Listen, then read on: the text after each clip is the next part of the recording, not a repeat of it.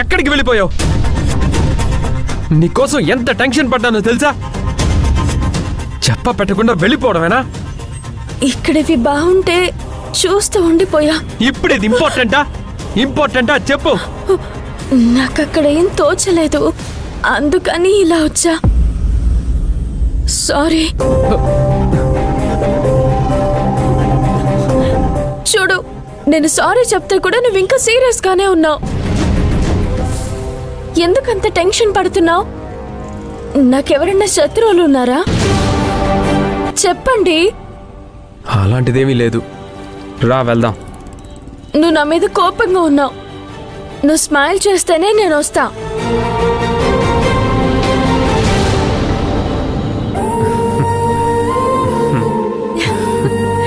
అమ్మయ్యా, ఇప్పుడెంత హ్యాపీగా ఉందో నాకు.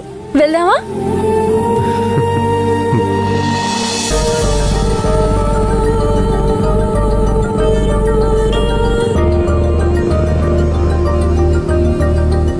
సిరి, ఒకసారి దిగు.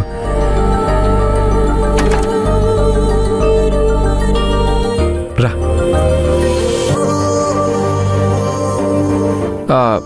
పానీపూరి తింటావా?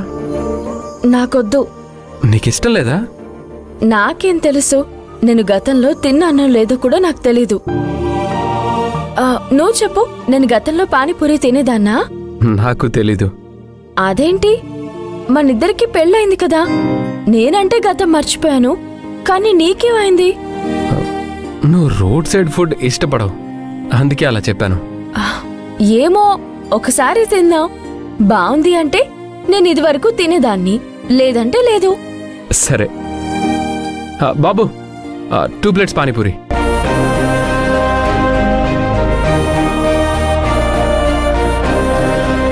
ఇదిగో తీసుకో.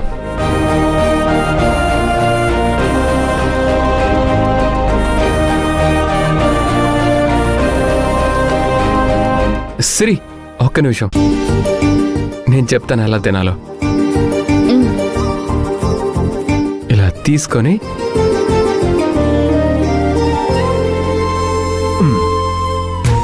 ఓహో, అలానా?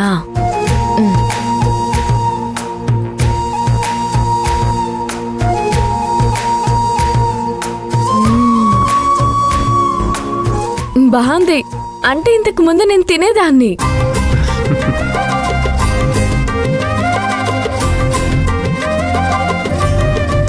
నువ్వు లైఫ్లో ఎప్పటికీ ఇలాగే సంతోషంగా ఉండాలి.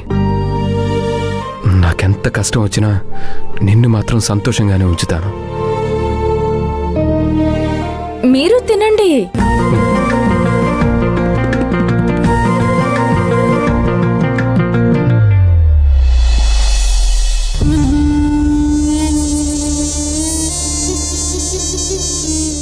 ఏందిరా, కళ్ళ ముందు కనిపించిన అమ్మాయి మిస్ అయిపోయింది.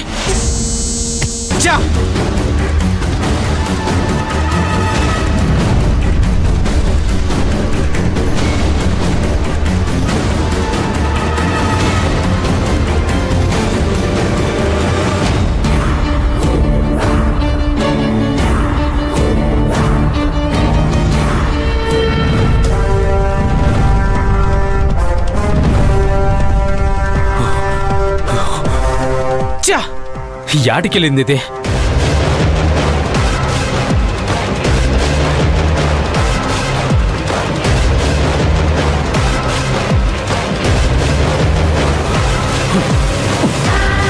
రేయ్ రండ్రా, వెళ్ళాడు చూడండి. అలాగేనా?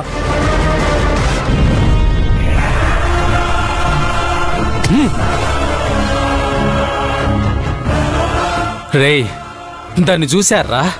చూశామన్నా, దొరికినట్టే దొరికి తక్కువ మాయమైపోయిందన్నా. ఇక్కడే ఎక్కడో చుట్టుపక్కల ఉంటుందన్నా. అది కాదురా నేననేది, అది నన్ను చూస్తూ కూడా అట్టాగే ఉంది. కొంచెం కూడా దాని కండ్లలో భయమే లేదు. నేను దాని దగ్గరికి వెళ్తున్నా కూడా అది మాత్రం అట్టాగే నన్ను చూస్తానే ఉంది. దాని అన్నని వదిలిని దాని కండ్ల ముందరే నరికేసినాను.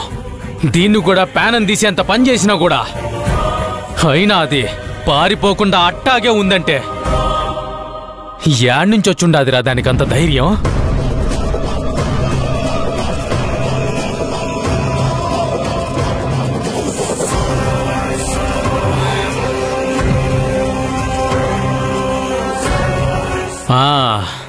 ఏదో ఉందిరా.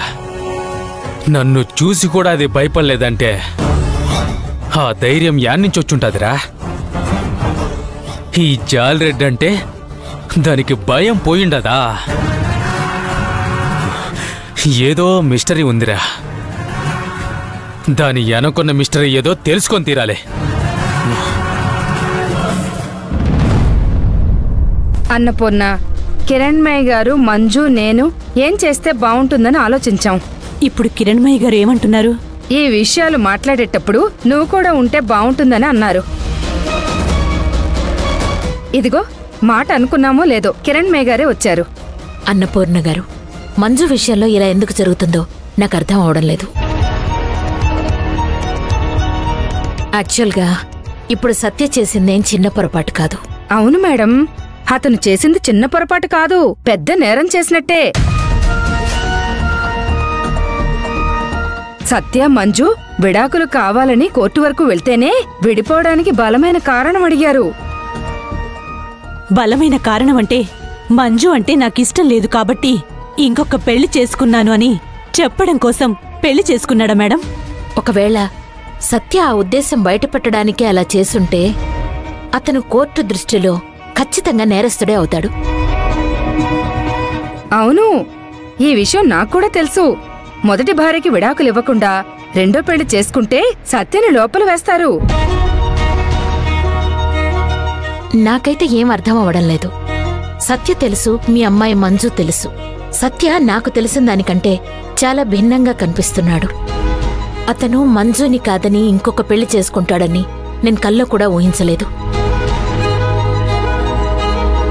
మేడం, మా మంజుకి న్యాయం కావాలి. మీరేం చేసైనా సరే మంజు సత్యని ఒక్కటి చేయండి. ఏ అన్నపూర్ణ, నీకుగాని పిచ్చి పట్టిందా? నీ కూతుర్ని వద్దనే ఆ సత్య వేరే అమ్మాయిని పెళ్లి చేసుకున్నాడు. అలాంటిది నువ్వేంటి ఇంకా మంజుని సత్యని కలపండి అని బెచ్చవెత్తుకుంటున్నావు? దాన్ని నా కొడుక్కి డీజేకి చేసుకుంటానని నీకు మా అన్నయ్య బతుకున్నప్పటి నుండి చెప్పుకుంటూ వస్తున్నాను కదా. ఏ సత్య కాకపోతే నీ కూతురికి మంచి సంబంధం రాదా? నేనుండగా దానికి ఎటువంటి కష్టం రానివ్వను. ముందైతే సత్య మీద కేసు పెట్టాలి.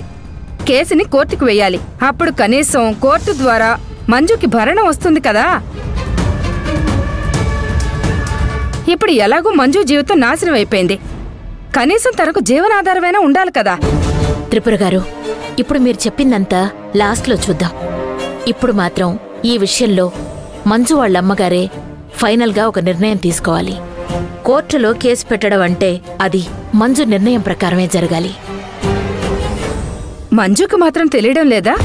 అర్థం కావడం లేదా? మంజుతో మాట్లాడి కేసు పెట్టిద్దాం.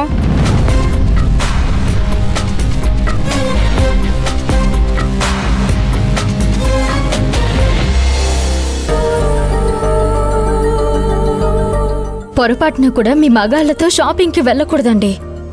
ఏమైంది? తీసుకునేవన్నీ తీసుకున్నావు కదా. ఎక్కడ తీసుకున్నానండి? షాపింగ్ పూర్తిగా అవ్వకముందే వెళ్దాం వెళ్దాం అని ఒకటే పాట పాడారుగా.